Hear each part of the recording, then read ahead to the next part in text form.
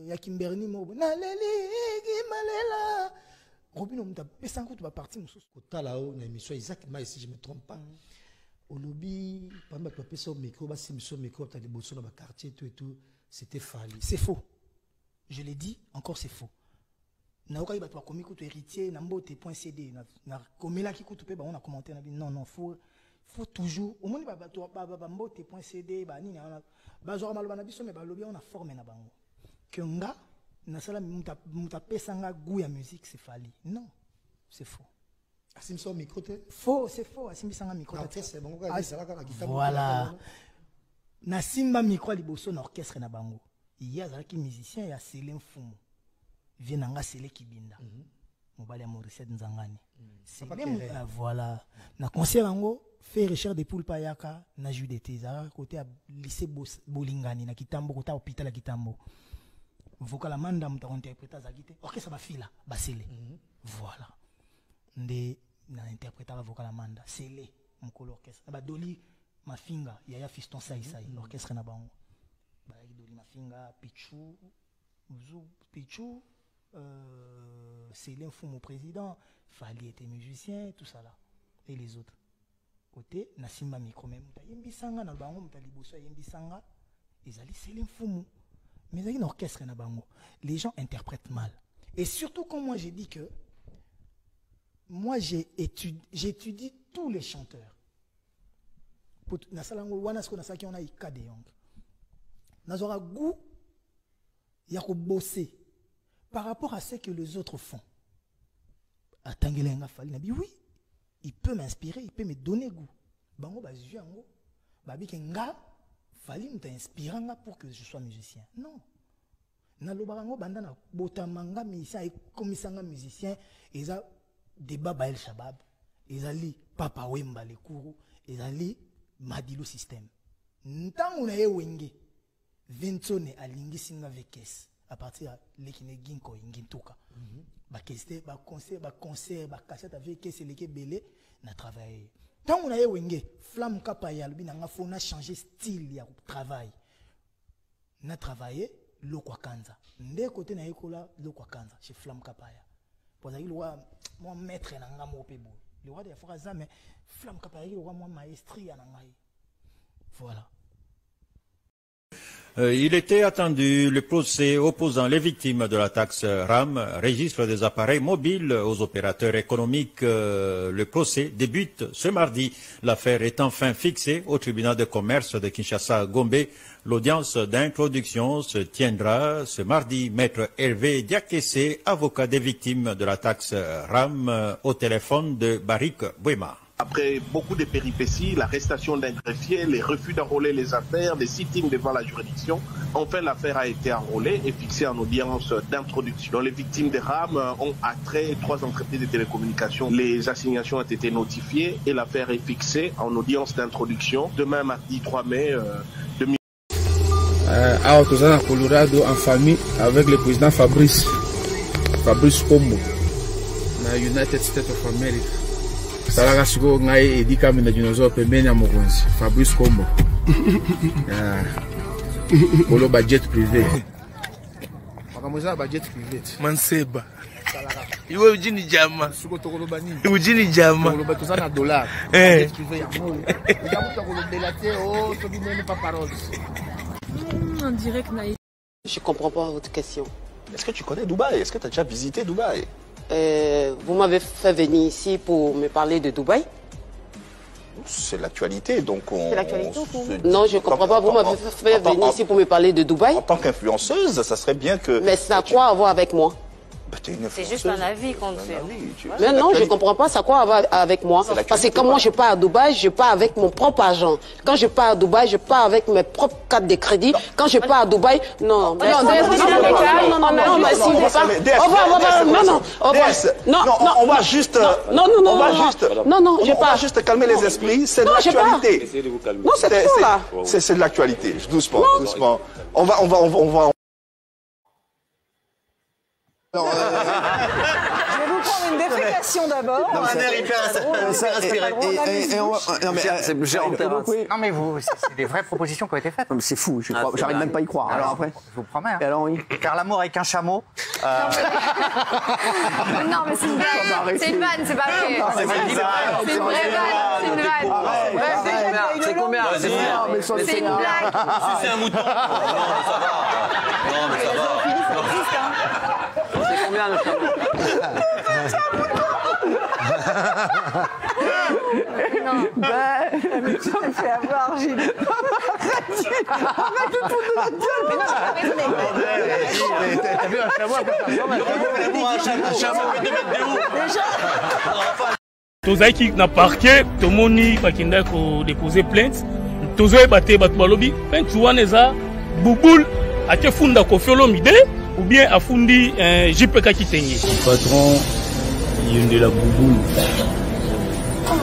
Les avocats sont déjà là. Ici là ils vont entrer chez le procureur pour déposer la plainte en bonne et due forme. La plainte est déjà là, telle que vous le voyez. Donc, dans peu de temps, le procureur va nous recevoir pour que nous déposions la plainte. Moto va porter plainte.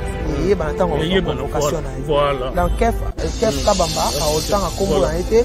Dans on convocation na enda oyeba. Donc, allo ba Combo na eba yeba na okimela. Donc, tolo bana biso komba moto bubuli afundi te na parquet. Tokoye bango sima mikolo.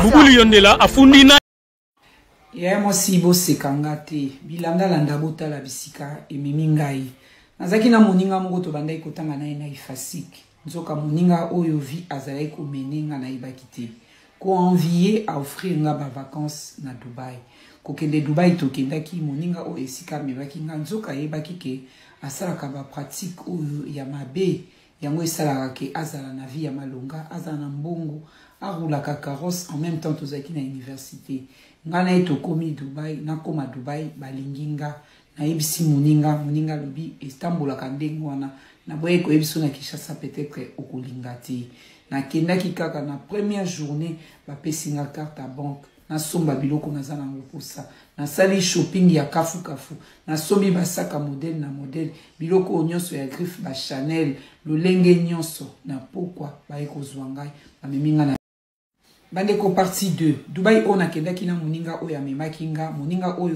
botel oyo ya lojaka eza botel de luxe aponaka botel wana parce que aza na chance ya okutana na bato ya mbongo place ba pratique wana esalamaka moto ya mbongo ayaki kolinga ngai abengi chauffeur atindi chauffeur aya kozwanga to signer na ye contrat ke na passé na ye kaka une nuit na une nuit wana bapesinga carte ya banque illimitée na sala ba course ba chanyon na lingi et après akopesa nga mbongo na zui carte na ye na signé document na zui carte na keko sala ba course na sombi ba saka lolenge na lolenge ba Chanel ba Gucci ba Versace ba Louis Vuitton ba Valentino et comme il a 23h ba eko récupérer nga ba meminga place à moto mbongo wana na kanisa ki na kolala na mobali moko nsoka bazaki mibali 5 ba lalinga de tous les côtés na madusu nyonso ya oya monde showbiz ratarati il y a 50 000 pour la déboule à tout il y a un mélange il y a non mais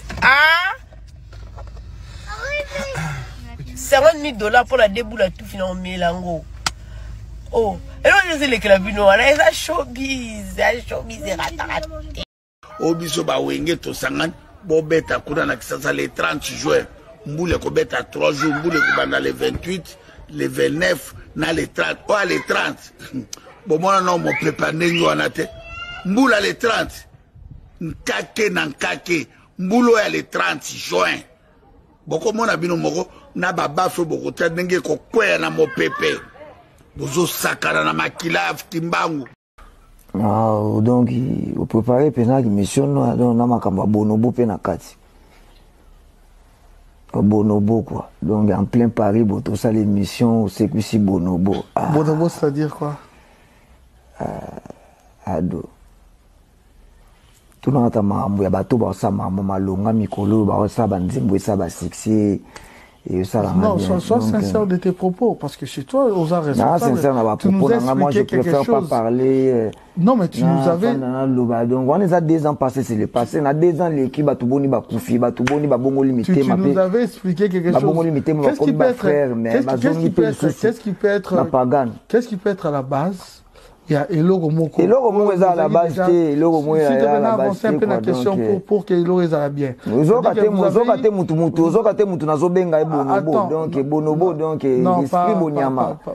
pas.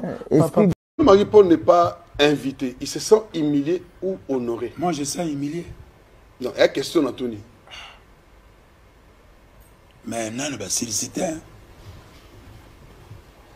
Parce qu'on est pas si c'est l'auditeur n'a pas de mais ça c'est une liste malin mais c'est quoi n'a cité mais ba bengi manda avant yo est-ce que comment tu trouves ça pas manda ça la gars batonga bazo dans la voyage je voyage beaucoup mais dans la poto mamso bazo ebate pour ça peut trop télété faut pas condamner mutu avant que ba condamner non faut pas voir les Congolais lingo sur barrière penser laisser les gens.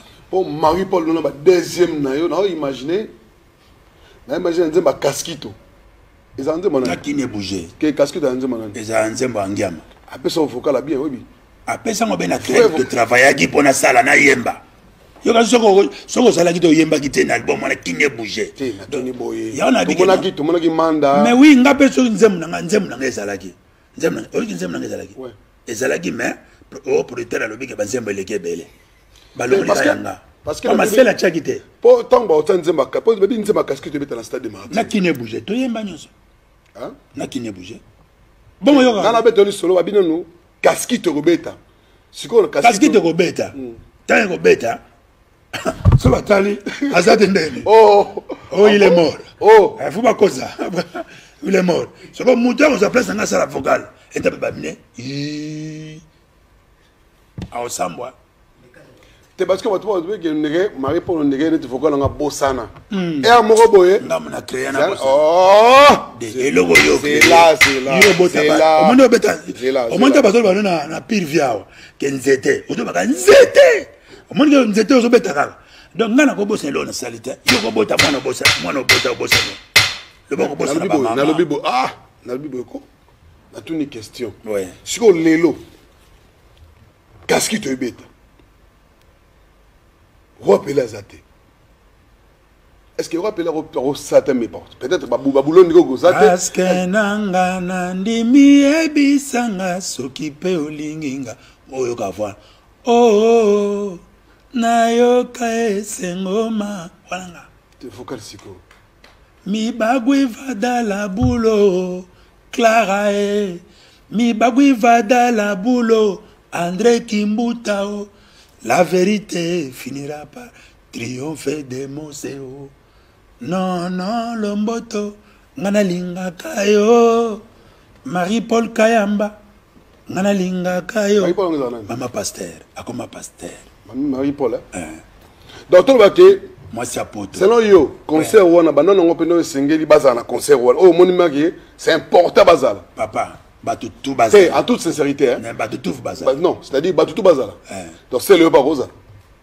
C'est là dans la maison. Et à quoi tu barosa? Non, papa. Balobi 4x4. C'est bien souligné 4x4. Obi 4x4. Est-ce que fait pas rosa? Oui, moi nabinu soka botamina suka papa na mama bakabwani.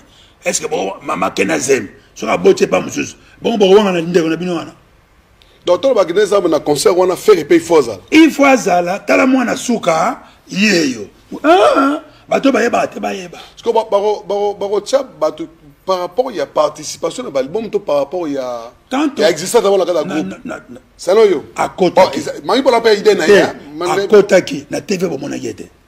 Yo mona na TV te mani petit frère azo azana na groupe wana mona yete.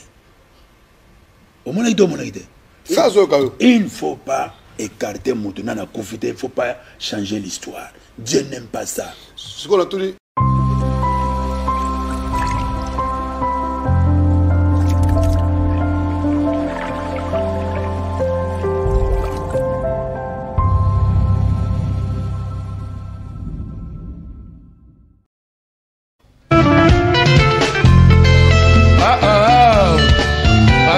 Mopesa, Londonien, oyebisa Don Piro, makambo eza bongo, pole mokoko, mawatro,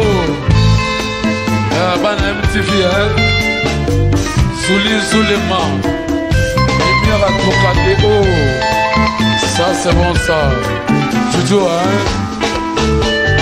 yopesaki nakoseka ya la vie nzoi ya sukali oyo nakoki kobosana te na mboka mopaya tozalaki lisanga ozali lokolanga mpe nakokani na yo nazali moto nalangwa la vie mpe nasepelisaka bato nyonso namonaki bino na mai na miso mai ya lolango papa Mergo Sawaki anga sazalaka motombele baboma ye Tout ça c'est la vie Kosenga na nzambe abakisa moto moko na mokili po mwasi to mobali verite ikinwani bamoninga ya Léon bamoninga didakese bamoninga ya Tino bokana ye Tout ça c'est la vie tokopesa mbote na Big Boss Jean Bandou l'homme fort na Paris oyo kaka Elisei Saki Uluka moto nanani Tout ça c'est la vie tokosenga na nzambe abakisa moto moko na mokili omwasi na mobali verite ikinwani bamoninga ya Léon bamoninga didakese bamoninga ya Don Piero Tout ça c'est la vie pole mokoko opesaka sango na mutafuala eke toyeye na bakinini bakolo histoire ko nalekisaki vinanga po ya kozela yo asinalokisa yo mama esaka courage ya koluka la vie kolopesaka na mikolo nyonso nsima yoto mokonga ye yoka ya bisanga sena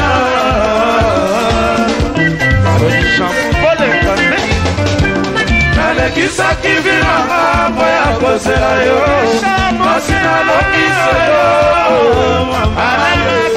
esaka courage ya koluka la vie kolopesaka na mikolo nyonso nsima yoto mokonga ye yoka ya bisanga sena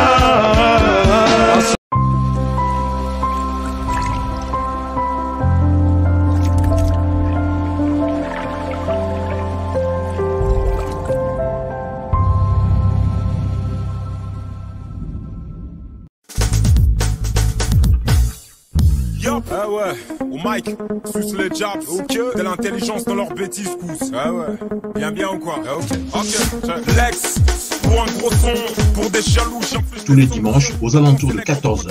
Retrouvez l'actualité de la semaine dans Chez Francis Show.